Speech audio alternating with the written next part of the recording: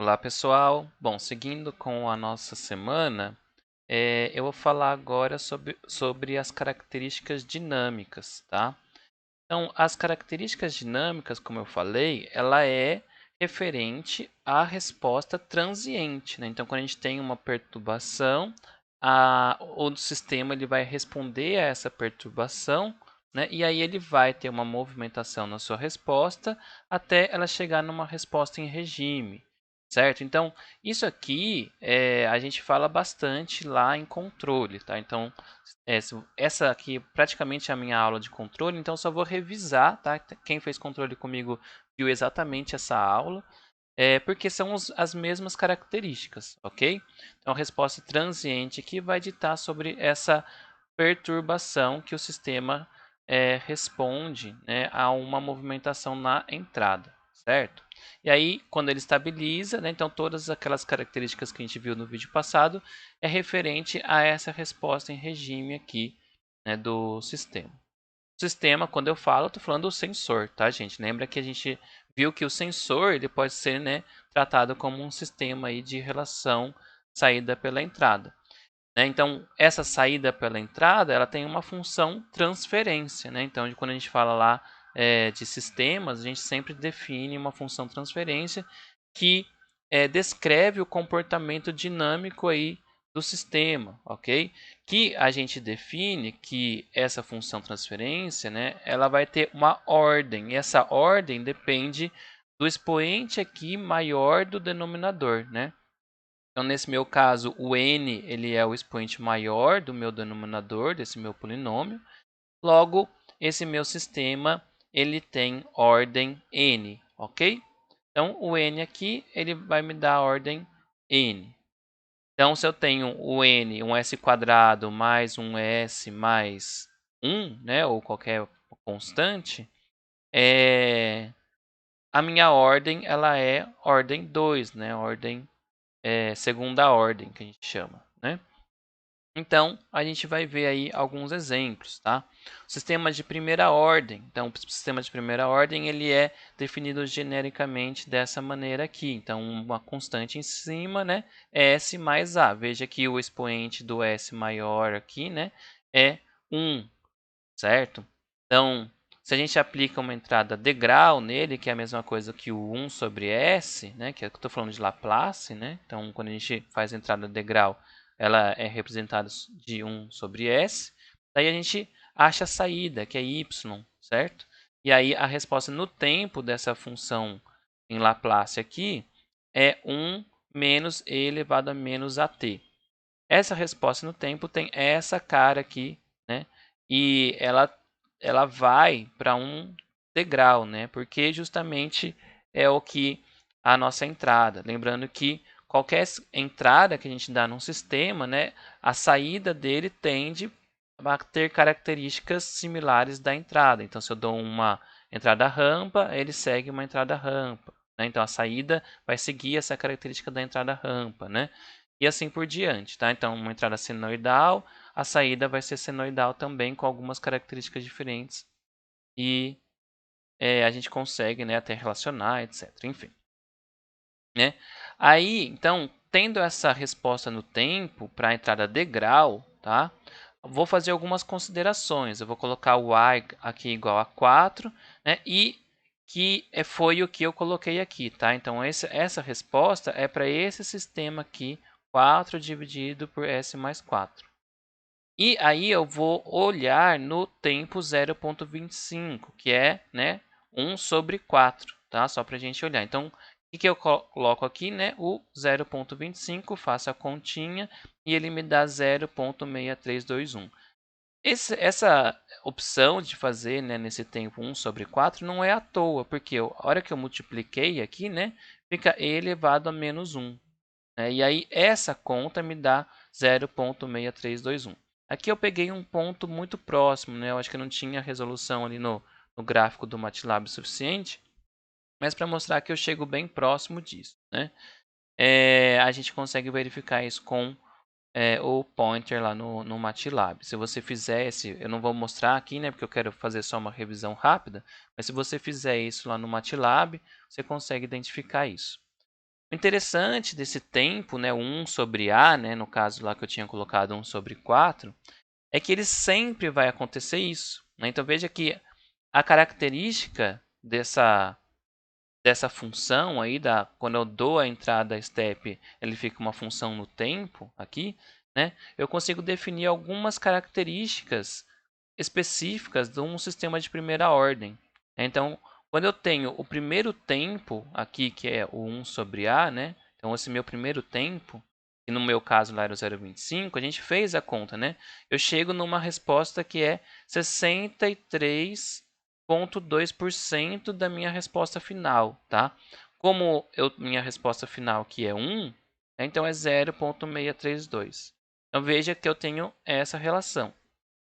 Já quando eu coloco duas vezes, né, então 2t, então eu coloquei o 2 sobre A, né, eu tenho 86,5%. O 3 sobre A, 95%. E assim por diante. Né? Aqui a gente tem até mais, né, os 5, 4, 5 e assim por diante. Então, isso aqui acontece por quê? Porque ele pega, né, o quanto falta para chegar no 1, sobe 63% disso, né? E aí, como eu já estou estabelecido aqui nesse ponto, eu tenho que somar os 63%, né? Então, por isso que fica, ó, quanto falta para chegar no 1, né? Eu vou subir 63% disso e somo esse valor que eu já estava. Então, eu chego nesse ponto. Aí, mais 63% do que falta. Aí, eu estou no outro ponto. Mais 63% do que falta, né?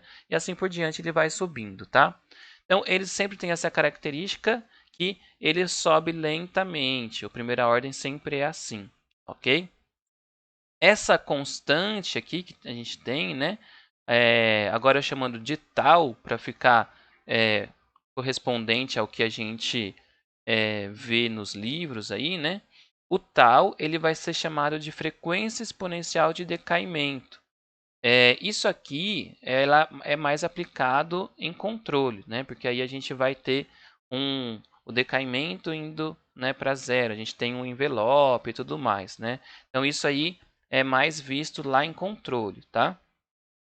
Aqui a gente tem que ficar atento que o inverso, né, o 1 sobre tal, por isso que eu foquei tanto no 1 sobre A lá, tudo mais, né, que é o 1 sobre tal, ele é conhecido como a constante de tempo, né? Justamente porque quando eu tenho essa constante aí, né, e eu vou multiplicando por 1, 2, 3 e assim por diante, eu consigo, né, olhar, saber exatamente qual que é a porcentagem em relação ao valor final que eu estou, certo?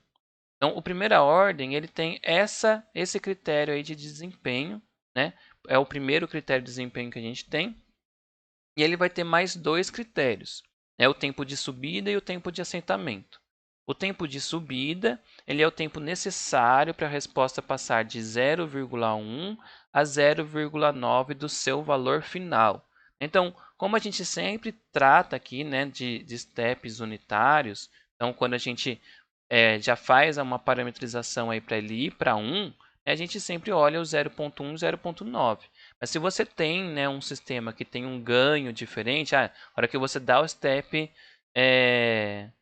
unitário, ele vai para 2, por exemplo, né, o seu sistema vai para 2, então, na verdade, você tem que olhar que o tempo de subida é 0,2, né, porque eu estou fazendo 0,1 vezes 2, e o 0,9 vezes 2 vai dar 1,8. Então, meu tempo de subida ele parte do 0,2 até, né, o 1,8, ok? E o tempo de assentamento é o tempo necessário para que a resposta alcance uma faixa de valores de 2% em torno do valor final e ali permaneça, né? Então, ele entra nessa faixa e ele não sai mais, né? Ele acaba se assentando, né, nessa faixa aí. Então, a gente consegue fazer alguns cálculos, né, em relação à nossa constante de tempo, por isso que ela é importante, né? Então, na hora que a gente faz essas trocas aí nessa nossa função, a gente define que o tempo de subida é 2,2 dividido por tal, né? Dividido pela frequência de decaimento, tá?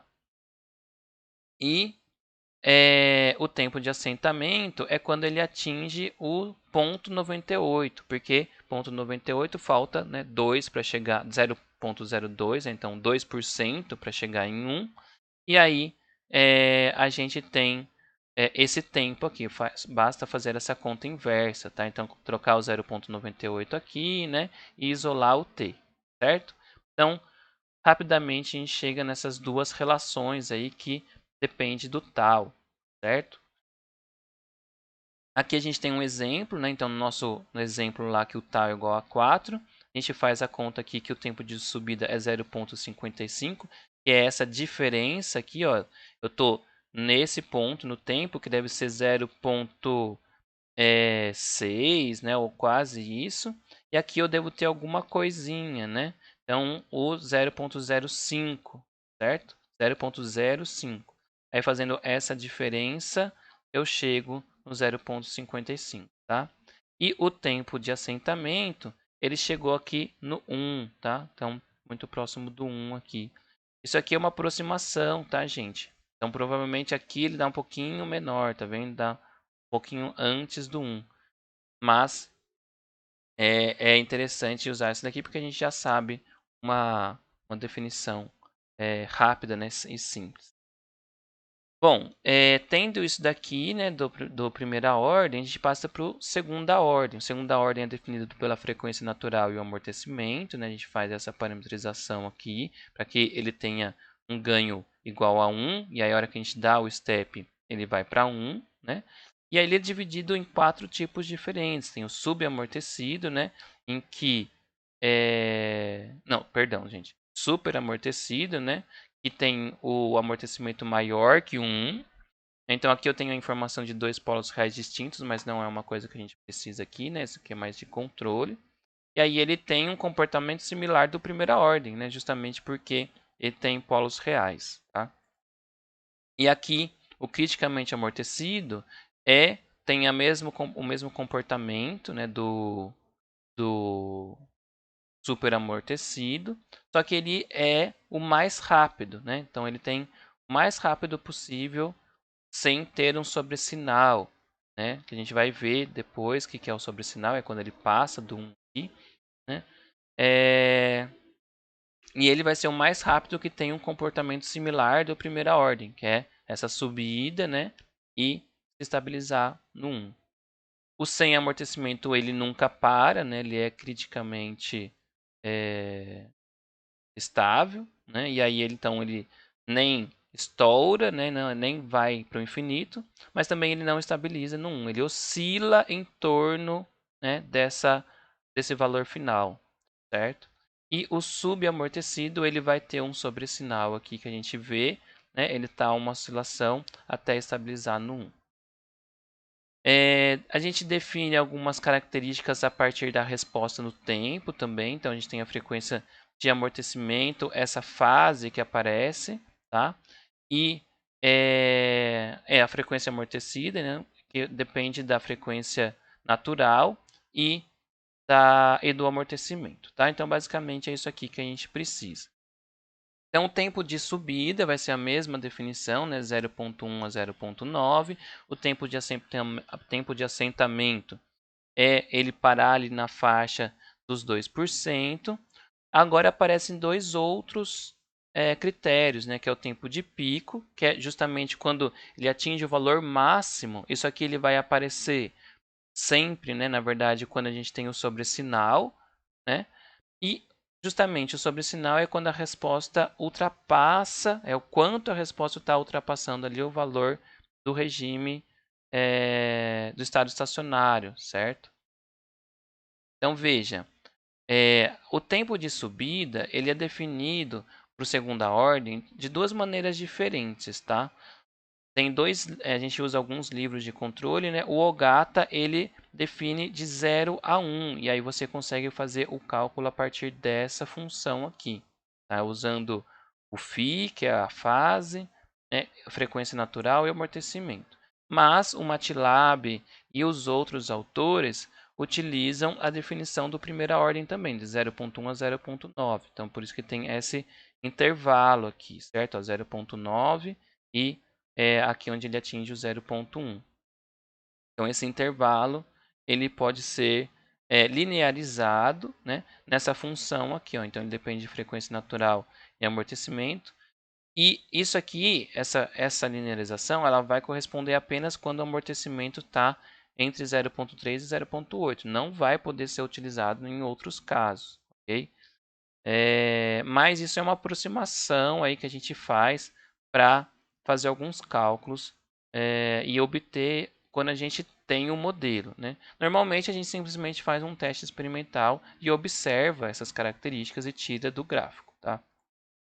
O tempo de assentamento, como eu falei, é quando ele se estabiliza dentro de uma faixa de 2% aqui, e ele é calculado é uma simplificação, né? O 4 dividido pelo amortecimento vezes a frequência natural. O tempo de pico, como eu falei, ele é quando tem o máximo valor aqui, ele é definido por essa função.